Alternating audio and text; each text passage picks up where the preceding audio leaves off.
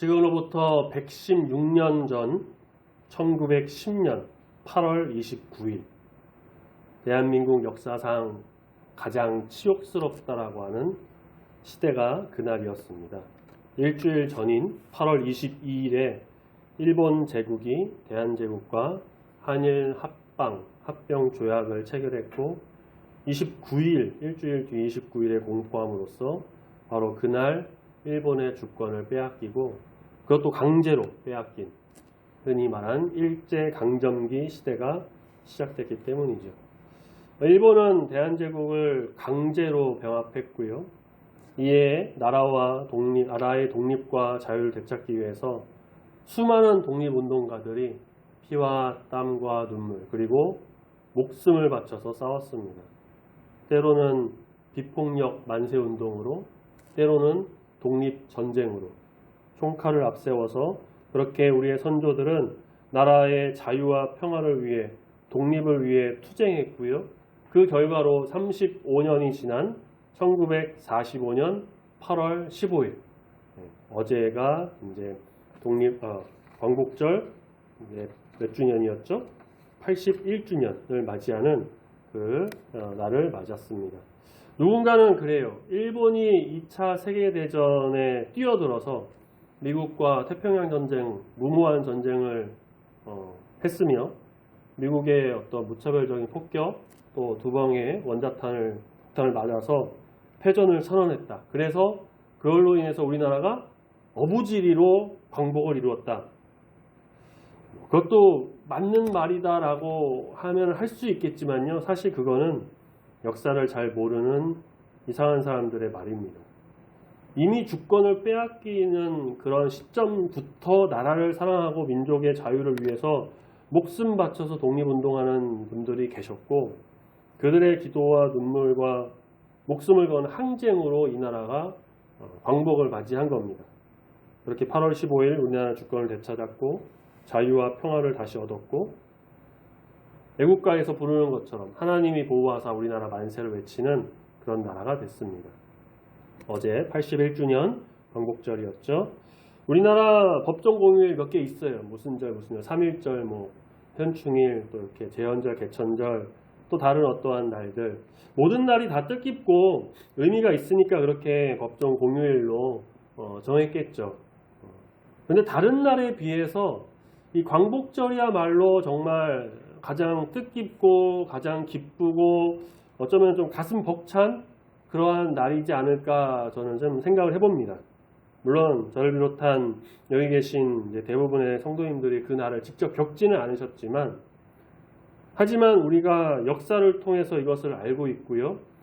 역사를 잊은 민족에게는 미래가 없다 이런 말이 있는 것처럼 이 역사를 우리가 바로 알고 또 제대로 알아서 다시는 또 이런 일이 반복되지 않도록 이런 일이 일어나지 않도록 또한 이 땅의 자유가 평화가 이어갈 수 있도록 늘 노력하면서 또 기도하면서 나가는 우리 모두가 되어야 할 것입니다. 광복절 바로 다음 날 이렇게 주일이 돼서 우리가 한자리에 모여 예배를 드리며 나아갑니다. 내일 아까 광고 시간에도 말씀드린 것처럼 내일 월요일이 대체 공휴일이다 이렇게 하면서 쉬게 돼서 연달아 쉬는 날로 이제 세상에서는 놀러간 사람도 많이 있다고 해요. 하지만 하나님의 자녀라고 한다면 이렇게 놀고 쉬는 것보다는 우리가 이 광복절의 의미도 좀 되새기면서 또한 이렇게 주의를 또 지키면서 예배드림으로써 주 앞에 나가는 것이 더욱더 거룩한 성도로서의 모습이겠죠. 우리가 이렇게 자유롭게 예배를 드리면서 이 시간 나갈 수 있다는 것, 마음껏 찬송도 부르고 성경도 읽고 기도하고 교회에 모이고 하지만 우리가 누리는 이 자유 다들 아시겠지만 당연한 게 아니에요. 누군가는 누리고 싶어도 누리지 못하는 자유. 또 우리보다 앞서갔던 수많은 사람들이 고난을 겪었고 나라를 잃는 아픔도 겪었고 일제강점기 시대 때는 모이고 싶어도 모이지 못하는 예배드리고 싶어도 예배드릴 수 없는 그런 시기였죠. 그래서 우리가 광복절을 맞을 때 두 가지 정도는 먼저 좀 기억했으면 좋겠어요. 첫 번째는 앞서 말씀드린 것처럼 지나온 역사를 좀 잘 기억하는 겁니다. 지나갔으니까 과거인데 이미 지나간 거 뭐 나랑 상관없다 그렇게 여기는 게 아니고요. 이 역사를 좀 잘 기억하는 거죠. 뭐 소위 뉴라이트 역사관이라고 해갖고 역사를 왜곡하는 잘못된 사상을 심는 그런 걸 기억하는 게 아니라 정말 제대로 된 역사를 우리가 배우고 기억해야 됩니다. 그래서 저는 어제 그저께 예전부터 좀 고민했던 건데 어제 좀 그런 걸 확실하게 좀 결단한 게 있었어요. 한국사 능력 평가 뭐 시험 그에 있죠. 그거를 좀 봐봐야겠다. 그럼 준비를 해서 공부를 해가지고 좀 시험을 볼까 하고 지금 생각하고 있어요. 공부하려고요. 그렇게 좀 알아가는 것도 필요하겠죠. 자, 두 번째는 우리에게 자유를 허락하신 하나님께 감사해야죠. 사람의 힘으로 이뤄냈다라고 하지만 사실 이 모든 게요. 하나님께서 이루시고 허락하신 하나님의 은혜입니다. 자, 그런데 오늘 본문 말씀에서는요. 여기에 더해서 이 광복절을 맞이하는 우리에게 한 가지 더 생각하게 해주는 말씀이 나오고 있어요. 그것은 바로 나라를 사랑하는 성도는 무엇을 해야 하는가? 교회는 무엇을 하며 나가야 하는가? 바울은 디모데에게 분명하게 권면하고 있어요. 모든 사람을 위하여 간구와 기도와 도구와 감사를 하되 특별히 임금과 높은 지위에 있는 사람, 모든 사람을 위하여 하라. 오늘 말씀을 통해서 나라와 민족을 생각하며 그들을 위해 기도하는 성도, 교회로서 어떤 것을 우리가 기억해야 되는지, 어떻게 뜻을 따르며 나가야 하는지 하나님이 주시는 귀한 은혜 속으로 나아가는 이 시간이 되기를 소망합니다. 아멘. 바울은 디모데를 특별하게 생각했어요. 결혼을 하지 않았던 바울은 자녀가 없었기 때문에 디모데를 자신의 아들처럼 여겼고요. 뿐만 아니라 동역자로 또 함께 사역하는 사역자로 목회 후배자로 잘 성장하기를 바라는 마음으로 많은 것을 가르치면서 함께 하나님의 일을 해 나아갔죠. 특히 이렇게 투옥 중에도 디모데에게 두 편의 편지를 보내면서 그가 사역하는 데 있어서 반드시 기억해야 될 것 여러 가지를 알려주고 개인적인 부탁도 하고 그렇게 디모데를 향한 마음이 각별했던 것을 우리가 말씀을 통해 볼 수가 있습니다. 자, 그러면서 오늘 본문 1절에 보면요. 여러 권면 중에서도 첫째로 권하는 것이 있다. 라고 하면서 무엇보다도 기억하고 목회자로서 또 하나님의 자녀로서 백성으로서 마땅히 해야 할 것을 권면합니다. 무엇이었죠? 모든 사람을 위하여 간구와 기도와 도구와 감사를 하되. 사실 좀 어휘만 다를 뿐이지 간구, 기도, 도구는요 다 같은 말이에요. 기도예요, 기도. 도구는 중보기도를 가리키는 말입니다. 교회가 세상을 향해 해야 할 가장 중요한 일, 가장 첫 번째로 생각하면서 해야 할 일, 그것은 바로 기도예요. 그런데 이 당시 상황을 좀 생각해 보면은 이런 말을 하는 게 좀 놀랍고 의아한 일이에요. 왜냐? 바울과 디모데가 살았던 이 당시 이스라엘이 로마 제국의 지배를 받던 시대입니다. 일제강점기 시대와 비슷한 모습이었다라고 생각하시면 될 것 같아요. 특히 예수님을 믿는 성도, 그리스도인들에게는 결코 편안한 시대가 아니었습니다. 종교 지도자들, 일부 로마 편에선 유대인들, 마치 친일파처럼 로마를 등에 업고 권력을 누렸고 게다가 유대인의 왕으로 왔다고 하는 예수님 십자가에 못 박아 죽였죠. 그런데 그를 따르는 교회와 성도들이 나타났다. 그러면서 그를 전한다. 그들에게 있어서는 그냥 눈의 가시였습니다. 교회와 성도는 로마는 물론이고요. 왜냐하면 로마 황제를 숭배해야 되는데 황제의 숭배를 안 하고 예수님을 섬기고 하나님을 왕으로 섬기고 또 하나님 나라를 세운다고 하니까 반역이다. 로마는 물론이고요. 유대인들에게도 공공의 적이었죠. 교회와 성도들은. 자, 그럼에도 바울은 이렇게 말해요. 2절을 보시면 뭐라고 하죠? 임금과 높은 지위에 있는 모든 사람을 위하여 하라. 뭘 하라? 기도하라. 왜 그랬을까요? 지금 바울은요, 그 임금과 높은 지위에 있는 사람, 다시 말해 로마 제국의 그 높은 사람과 유대를 휘두르는 어떤 권력에 의해서 감옥에 갇혀 있어요. 지금 로마 감옥에. 그런데도 그들을 위해서 기도해라. 디모데에게 그렇게 말하고 있죠. 디모데는 괜찮았을까요? 이 당시에 디모데가 사역하던 교회가 이제 에베소 교회로 알려지는데, 에베소 교회 뭐 상황을 다 알 수는 없지만 에베소도 로마에 속한 이제 도시였고 알게 모르게 여러 핍박과 어려움이 있었을 겁니다. 자, 그런데도 그들을 위해서 기도하라고 하는 것, 이것은요, 기도가 바로 정치적인 입장을 넘어서서 하나님의 뜻을 구하는 일이기 때문입니다. 우리도 그렇습니다. 각자의 정치적인 어떤 입장과 색이 있을 수 있겠죠. 좋아하는 지도자나 정치가 있을 수 있습니다. 싫어하는 사람도 있겠고요. 정책에 찬성할 수도 있고 반대할 수도 있고요. 국민의 한 사람으로서, 개인으로서는 얼마든지 그렇게 하시는 것, 이 민주주의에서 누리는 자유니까요. 저도 따로 말씀드리거나 그러지는 않았지만, 말씀드리면 또 이게 또 색안경을 끼고 보게 되기 때문에 말씀 안 드리는데, 저도 개인적인 어떤 정치적 입장과 생각이 있고요. 지지하는 정당, 정치가 다 있습니다. 누구나 다 그렇게 있죠. 그런데 그것을 떠나서, 그런 개인적인 입장을 떠나서 성도에게는 그러한 것보다 더 높은 차원의 사명이 있다는 거예요. 바로 그들을 위해 기도하는 것. 좋아하기 때문에 기도하는 게 아니에요. 내가 지지하는 정당만 위해 기도하고 반대쪽은 무조건 망하라고 기도하고 내가 원하는 지도자는 무조건 잘되고 승승장구하고 싫어하는 그런 사람은 그냥 가다가 쳐 죽어라, 그렇게 기도하는 거, 그게 아니죠. 성도의 올바른 기도가 아닙니다. 하나님께서는 그들 모두를 위해 기도하라 라고 말씀하고 계세요. 오늘날 우리는 나라를 사랑한다라고 말하면서도요, 서로를 향해서 너무 쉽게 분노를 표출해요.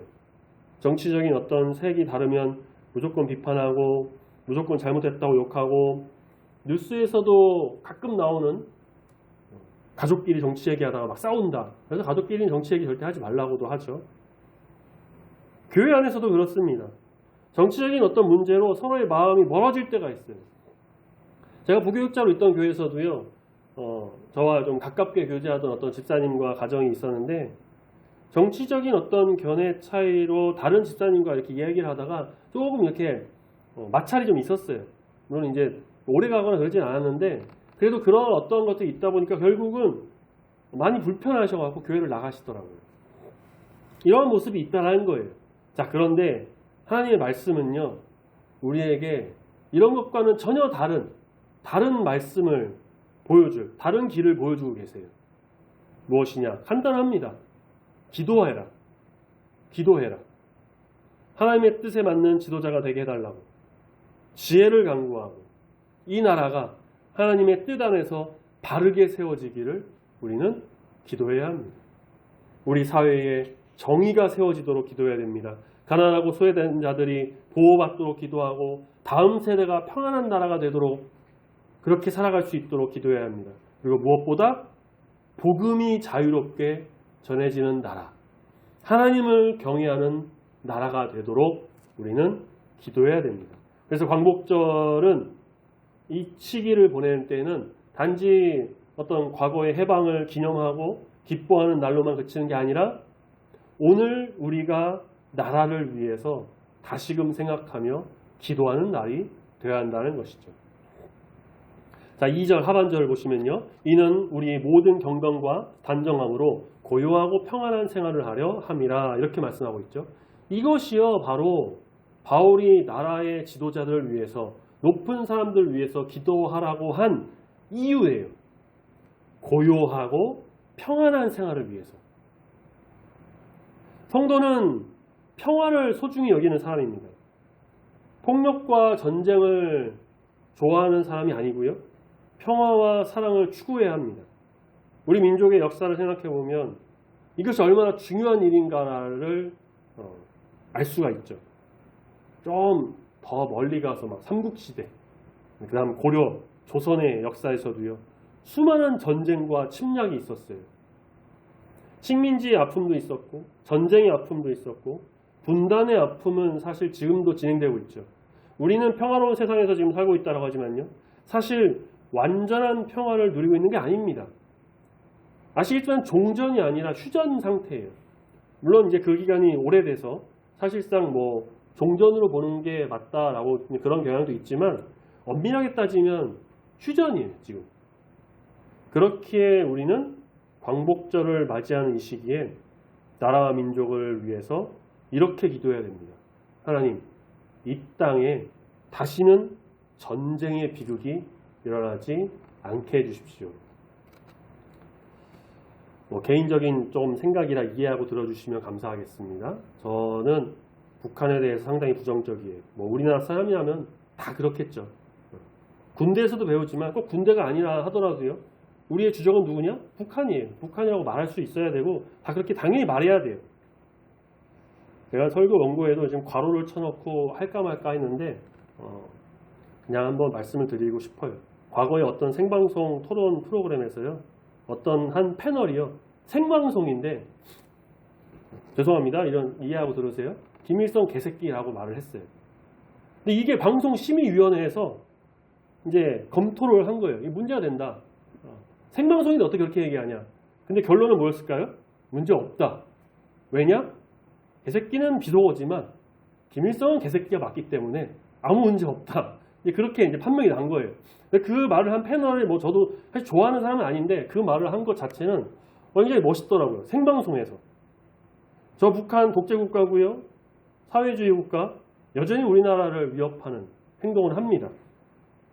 며칠 전 병원에 좀 갈 일이 있어가지고 갔는데 치료를 기다리고 있는데 간호사들이 막 여러 명이 막 사적인 얘기를 하고 어떤 좀 제일 나이가 많은 간호사겠죠. 막 이렇게 얘기를 하더라고요. 그런데 이제 거기 있던 어떤 환자 한 분이 기다리다가 좀 나이 지긋하신 어른이었는데 그 이제 한 간호사한테 아, 왜 이렇게 다른 간호사를 괴롭히고 그러냐고 그러면서 뭐라고 하냐. 못살겠구냐. 김정은보다 더하네 그러는 거예요. 순식간에 병원 분위기가 아주 싸해지는 거예요. 세상에서 제일 나쁜 욕 아닌가 이게? 아무튼 그런 북한이에요. 그럼에도 저는 개인적으로 또 생각하기를 어떤 생각을 해보느냐. 그럼 그들과 전쟁하고 싸우고 맨날 치고받고 무찌르고 막 그래야 되냐. 근데 그거는 또 이 평화와 사랑을 중시하는 성도로서의 마음과는 맞지가 않죠. 당연히 공산주의, 사회주의 국가, 북한은 무너져야죠. 무너져야 되는데 대립과 전쟁이 아니라 자멸하고 또 화합과 평화로 맞서서 그들이 이렇게 무너지는 길로 가야 되지 않을까 그런 생각을 해요. 설교 시간인데 개인적인 입장을 말씀드려서 좀 죄송하긴 한데 어쨌든 그래요. 우리가 직접 겪지는 않았지만 전쟁 그리고 식민지라고 하는 이 시기가 얼마나 무서운가 얼마나 정말 우리에게 우리를 힘들게 하는가라는 걸 우리가 잘 알잖아요. 이 땅에 다시는 전쟁의 비극이 일어나지 않고 평화가 임하는 것이 되도록 우리는 늘 기도해야겠죠. 또 우리는 이렇게 기도해야 합니다. 우리 민족 가운데 미움과 증오가 줄어들게 하시옵소서. 하나님 뜻 안에서 평화의 길을 가게 하여 주시옵소서. 우리 사회의 갈등과 분열을 치유해 주시옵소서. 저 악한 놈들 그냥 다 쳐 죽여버리고 싹 쓸어버리고 우파니 좌파니 그런 거 그냥 이 땅에서 다 사라져버리게 해주시옵소서. 이런 기도가 아니고요. 하나님의 뜻을 바라면서 갈등이 아닌 평화와 사랑으로 기도하는 자. 화평을 만들어가는 자. 그렇게 기도하는 것이 바로 참된 성도의 길인 것입니다. 한 가정에서 두 형제가 오랫동안 다퉜다고 해요. 서로에게 상처를 주고 어느 순간에는 형제인데도 말도 안 하고 대화조차 하지 않았어요. 그걸로 인해서 집안 전체 분위기가 늘 어두웠고 평화라는 것은 찾아볼 수가 없었던 거죠. 결국은 그 모습을 지켜보는 아버지가 두 아들을 불러놓고 이렇게 말했다고 합니다. 너희가 서로 누가 옳은지 증명한다고 하면 이 집에는 평화가 없다. 그런데 한 사람이 먼저 손 내밀어서 집에 손 내밀어서 내가 먼저 이렇게 다가간다. 사랑으로 나간다면 이 땅에 이 집에는 다시 평화가 시작될 수가 있다. 우리 사회에 마찬가지입니다. 누가 옳으냐를 따지는 것만으로는요, 평화가 만들어지지 않습니다. 누가 먼저 기도해야 하고, 누가 먼저 용서해야 하고, 누가 먼저 손 내밀어야 합니다. 그 일을 먼저 시작하는 사람이 바로 하나님의 백성, 거룩한 하나님의 성도여야 한다는 거죠. 광복절을 맞이하는 이때 우리 모두가 나라를 걱정하는 사람이 돼야겠죠. 근데 그렇게 되기 이전에 나라와 민족을 위해서 기도하는 사람이 되어야 합니다. 이 땅이 주님 안에서 참 평화를 누리고 화합과 사랑으로 정말 하나가 되게, 내 이기적인 개인적인 욕심을 내려놓고 간절히 기도하는 거룩한 주의 성도님이 다 되시기를 소망합니다. 아멘. 이렇게 평화를 도모하고 사랑으로 기도하고 하나님 앞에 나아가는 것, 하나님 앞에 선하고 받으실 만한 것인데, 4절에 보면은요, 하나님은 특별히 모든 사람이 구원을 받으며 진리를 아는 데 이르기를 원하신다라고 말씀하시죠. 여기에서 오늘 말씀에 가장 중요한 목적이 나와요. 기도의 궁극적인 목적. 우리가 나라를 위해 기도하는 이유는요, 단순히 나라가 잘 되기 위해서만 하는 게 아닙니다. 강대국이 되고 경제가 살고 서민이 잘 살고 남북관계가 해결되고 전쟁이 그치고 평화가 또 찾아오고 세계에서 정말 우러러보는 그런 나라, 그걸 위해 기도하는 것도 필요하죠. 그것도 기도하셔야 돼요. 그런데 우리의 기도의 궁극적인 목적은 뭐냐? 바로 사람들이 하나님을 알고 구원을 받게 하기 위함. 한 단어로 말하자면 기도의 궁극적인 목적은 바로 복음에 있다. 복음이라는 거예요. 복음.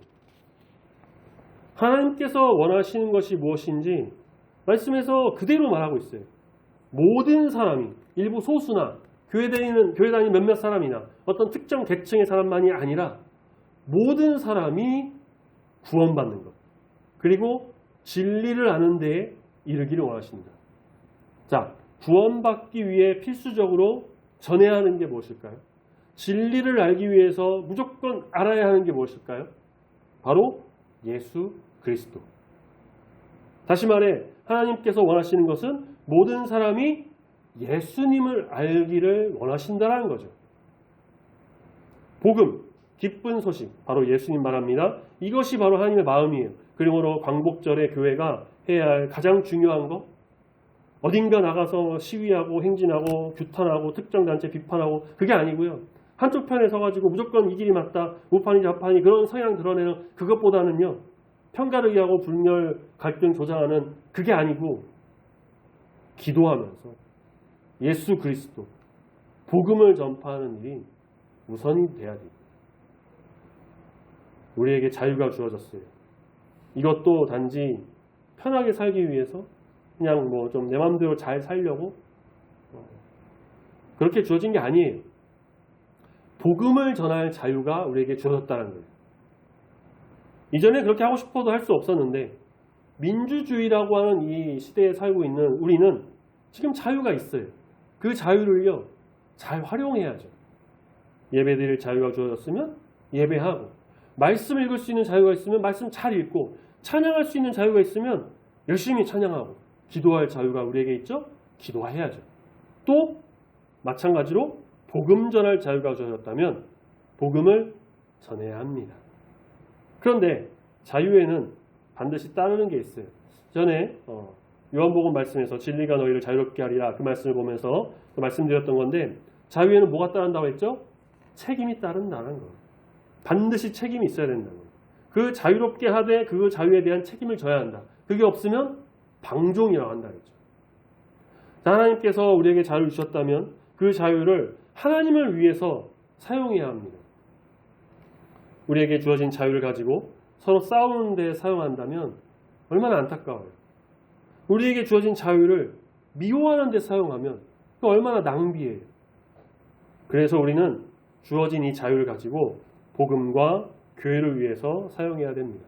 하나님의 뜻을 위해 자녀들에게 믿음을 가르치고 이웃에게 복음을 전하고, 또 살아갈 수 있는 이 나라와 민족을 위해서 기도하고, 어려운 이웃 섬기고, 갈등과 분쟁이 아닌 평화와 사랑을 만들어 나가는 자가 되어야 한다는 것이죠. 그것이 바로 자유를 누리는 우리의 책임이다. 예수님께도 자유가 있으셨어요. 그 자유를 통해서 하나님 나라를 선포하셨고요. 회개하라고 전파하시고 병든 자를 고치시고 죽은 자를 살리셨죠. 예수님 자유롭게 다니셨습니다. 또한 그 자유로 유대인들 굴복시키고요. 붙잡는 병사들 그냥 한 번에 제압하고 십자가 그까짓 거 그냥 내려와가지고 다 쓸어버릴 수도 있는 자유가 있으셨어요. 그런데 그렇게 하지 않으셨죠. 왜냐? 하나님과 사람 사이에 중보자로 서신 예수님께서는요. 오늘 본문은 아니지만 6절 한번 보시면요. 모든 사람을 위하여 자기를 대속물로 주셨기 때문입니다. 그렇게 우리는 구원에 이르게 되었습니다. 이 구원의 복음을 전하는 것이 바로 우리의 사명이자 자유함을 누리는 자의 사명이다 라는 것이에요. 그리고 그것이 바로 하나님께서 원하시는 것. 그래서 우리는 기억해야 합니다. 나라와 민족을 위해 기도하되 특별히 대통령을 비롯한 정치가 위에서 이제 정치하는 사람들을 위해 기도하고요. 또한 이 땅에 복음이 가득 넘치기를 늘 기도하고 정치적인 생각 다를 수 있죠. 그렇다고 해서 나와 다른 저 지도자 죄가 막 드러나고 그 자리에서 내려오고 다 없어져 버려라. 다 쳐 죽어라. 그렇게 기도하는 것이 아니고요. 긍휼과 자비와 사랑의 마음으로 기도해야 돼요. 지도자에게 지혜를 주시고 국가와 사회의 안녕을 위해서 기도하고 다음 세대를 위해서 우리는 기도해야 합니다. 분열보다는 화합과 평화를 선택하는 우리 모두가 되기를 소망합니다. 가정은 물론이고요. 교회, 직장, 사회 어느 곳에서든지 내가 옳다라고 먼저 주장하기보다는요. 내가 먼저 화평을 만들어가는 사람이 되는 겁니다. 그리고 우리의 믿음의 유산을 물려줄 책임도 있어요. 우리가 이런 시대를 살았다. 이렇게 역사 이야기, 과거 이야기만 하는 게 아니라 어려운 시대에도 하나님을 붙들고 기도하면서 나아갔다.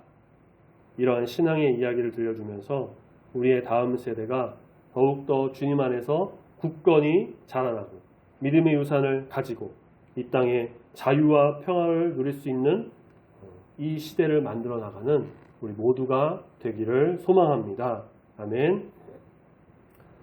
개인적인 바람이 또 있다면 여기 사실 저뿐만 아니라 많은 분들이 그렇게 생각하실 텐데요. 사실 어제 오늘 아침만 해도 그런 좀 영상을 본 것 같아요.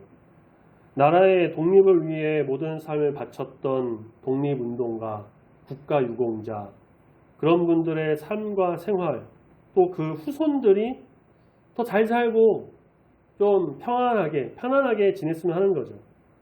나라의 자유와 평화를 위해서 힘썼던 그들이 또 그 후손들이 겨우겨우 살아가고 기초생활수급자로 힘들게 지내고 병이 걸려도 치료받지 못하고 무관심 속에서 지내는 어디서 알아주지도 못하는 그런 힘든 삶을 살고 있다라고 하잖아요.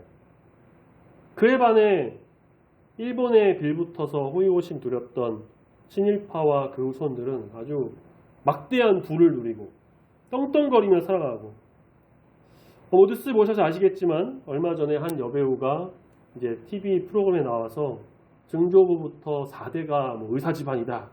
그래서 자기 증조부가 고종 황제를 치료했다라면서 이제 이야기를 했는데 알고 보니까 그 증조부되는 의사가